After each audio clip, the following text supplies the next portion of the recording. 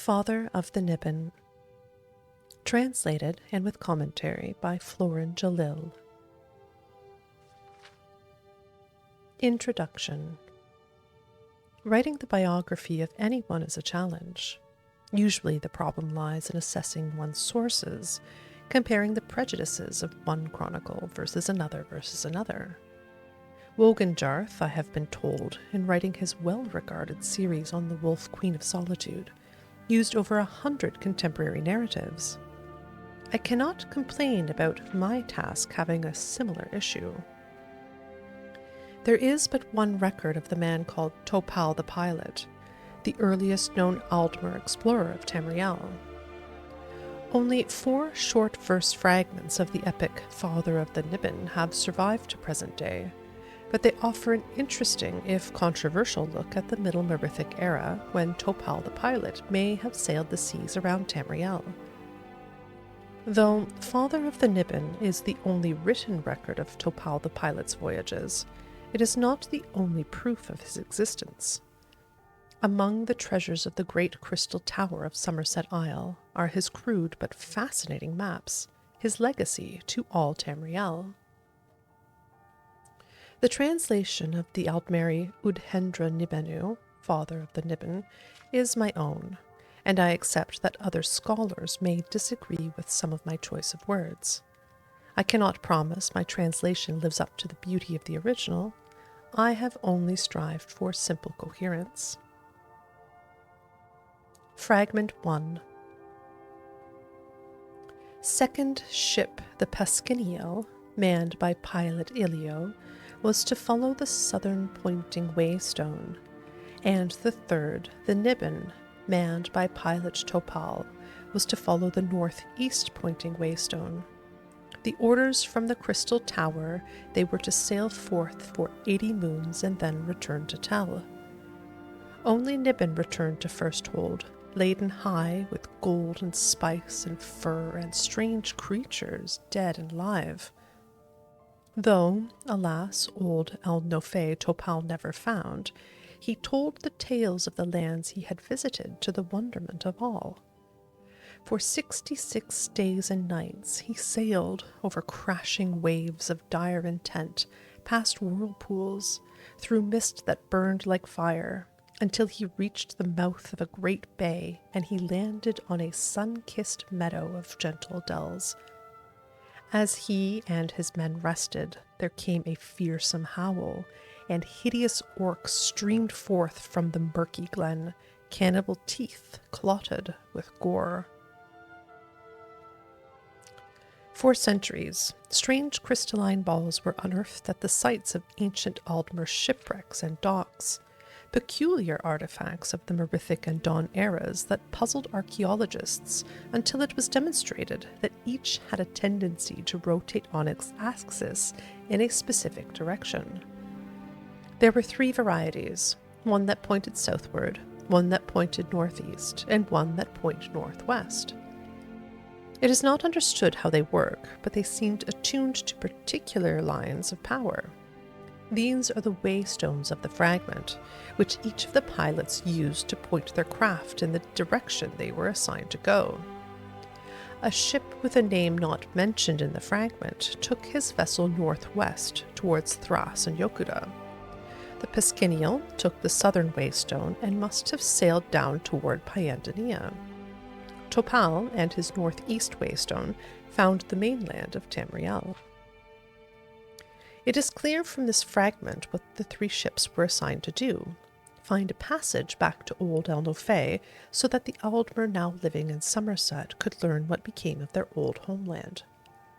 As this book is intended to be a study of Topal the Pilot, there is scarcely room to dedicate to different theories of the Aldmeri exodus from old El-Nofé. If I were using this poem as my only source, I would have to agree with the scholars who believe in the tradition that several ships left old El-Nofé and were caught in a storm. Those who survived found their way to Somerset Isle, but without their waystones they did not know what direction their homeland was. After all, what other explanation is there for 3 ships heading in 3 opposite directions to find a place? Naturally, only one of the ships returned, and we do not know if either or both of the other two found old El-Nofé, or perished at sea, or at the hands of the ancient Pyandanians, Slode or Yokudans. We must assume, unless we think the Aldmer particularly idiotic, that at least one of them must have been pointing in the right direction. It may well have been even Topal, and he simply did not go northeast far enough. So, Topal, setting sail from Firsthold, heads northeast, which coincidentally is the longest one can travel along the Abessian Sea without striking land of any kind. Had he travelled straight east, he would have struck the mainland somewhere in what is now the Colovian west of Cyrodiil in a few weeks. Had he travelled southeast, he might have reached the hump of Valenwood in a few days. But our pilot, judging by his own and our modern maps, sailed in a straight line northeast, through the Abessian Sea, and into the Iliac Bay, before touching ground somewhere near present-day Anticlair in 2 months' time. The rolling, verdant hills of southern High Rock are unmistakable in this verse, recognizable to anyone who has been there. The question, of course, is what is to be made of this apparent reference to orcs occupying the region? Tradition has it that the orcs were not born until after the Aldmer had settled the mainland, that they sprung up as a distinct race following the famous battle between Trinimac and Boethia at the time of Restane. It is possible that the tradition is wrong. Perhaps the orcs were an aboriginal tribe predating the Aldmeri colonization. Perhaps these were a cursed folk, Orsimer in the Aldmeris, the same word for orc of a different kind, whose name was to be given the orcs in a different era.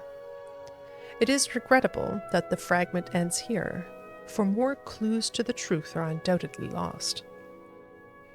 What's missing between the first fragment and the second is appreciable.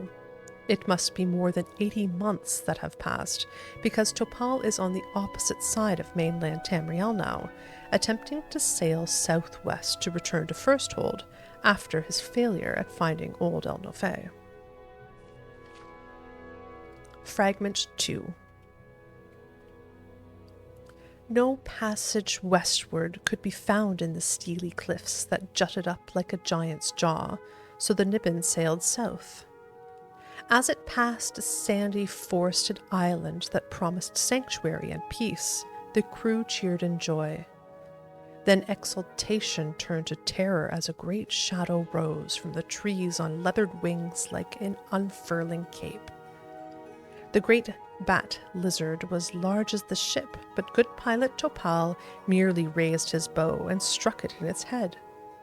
As it fell, he asked his boatswain, "Do you think it's dead?" And before it struck the white-bearded waves, he shot once more its heart to be certain. And so, for another 40 days and 6, the Niben sailed south.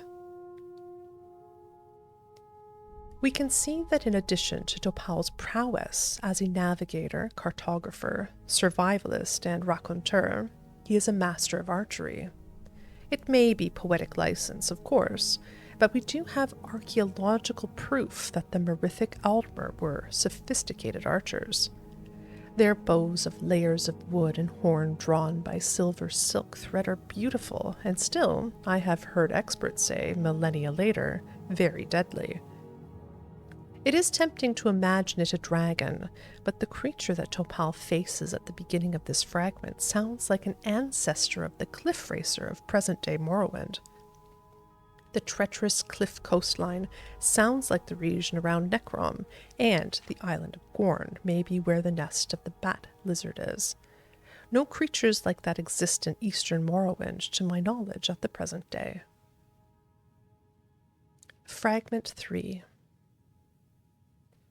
The fetid, evil swamp lands and their human lizards retreated to the east, and Topal and his men's hearts were greatly gladdened by the sight of diamond blue, pure, sweet ocean. For 3 days they sailed in great cheer northwest, where Firsthold beckoned them, but hope died in horror as land, like a blocking shield, rose before them. Topal the pilot was sore wroth and consulted maps he had faithfully drawn to see whether best to go south where the continent must end, or take the river that snaked through a passage north. "North," cried he to his sad men. "North we go, now, fear not, north." Tracing Topal's movements, we see that he has skirted the edge of Morrowind and delved into southern Blackmarsh, seemingly determined to follow his waystone as best as he can. The swamp he is leaving is probably near present-day Gideon. Knowing what we know now about Topal's personality, we can understand his frustration in the bay between Blackmarsh and elsewhere. Here is a man who follows his orders explicitly, and knows that he should have been going southeast through riverways to reach Firsthold. Looking at his maps, we can see that he attempted to find passages through, as he has mapped out the inner sea of Morrowind and several of the swampy tributaries of Blackmarsh, no doubt being turned away by the disease and fierce Argonian tribes that dissuaded many other explorers after him. With a modern map of Tamriel in hand, we can see that he makes the wrong choice in electing to go northeast instead of pushing southward. He could not have known then that what he perceived to be the endless mainland was only a jutting peninsula. He only knew that he had traveled too far southward already, and so he made a smart but incorrect decision to go up the river. It is ironic that this great miscalculation would today bear his mark of history. The bay he thought was an endless ocean is now known as Topal Bay, and the river that took him astray shares the name of his boat, the Niben River. Fragment 4. The cat demons of 4 legs and 2 ran the river's length, always keeping the boat in their green-eyed sight, hissing and spitting and roaring with rage. But the sailors never had to brave the shores, for fruit trees welcomed them, dropping their arms down to the river's edge as if to embrace the mare, and the men took the fruit quickly before the cats could pounce. For 11 days they traveled north until they came to a crystalline lake and 8 islands of surpassing beauty and peace. Brilliant, flightful creatures of glorious colors greeted them in Aldmeri language, making the mare wonder, until they understood they were only calling back the word they were speaking without understanding it, and then the sailors laughed. Topal the pilot was enchanted with the islands and the feathered men who lived there. There the Niben stayed for a moon, and the birdmen learned how to speak their own words, and with taloned feet to write. In joy for their new knowledge, they made Topal their lord, giving him their islands for the gift. Topal said he would return someday, but first he must find the passage east to Firsthold, so far away. This last fragment is bittersweet for a number of reasons. We know that this strange, friendly, feathered people the pilot encounters will be lost. In fact, this poem is the only one where mention is made of the bird creatures of Cyrodiil. The literacy that Topal gives them is evidently not enough to save them from their eventual fate, likely at the hands of the cat demons, who we may assume are ancient Khajiit. We know that Topal and his crew never find a route from the 8 islands, which are the modern-day imperial city, through to the Iliac Bay. His maps tell the tale where this lost poem cannot. We see his hand as he traces his route up the Niben to Lake Rumar, and, after attempting a few tributaries which do not lead him where he wants to go, we can imagine Topal's frustration, and that of his long-suffering crew, as they return back down the Niben to Topal Bay. There, they evidently discovered their earlier mistake, for we see that they passed the peninsula of Elsewhere. Eventually, they traveled along its coastline, past the shores of Valenwood, and eventually home. Usually epic tales end with a happy ending.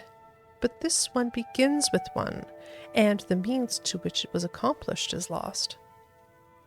Besides the extraordinary bird creatures of present-day Cyrodiil, we have caught glimpses of ancient orcs, perhaps, ancient cliff racers, ancient Argonians, and, in this fragment, ancient Khajiit. Quite a history in a few lines of simple verse, all because a man failed to find his home and took all the wrong turns to retrace his steps back.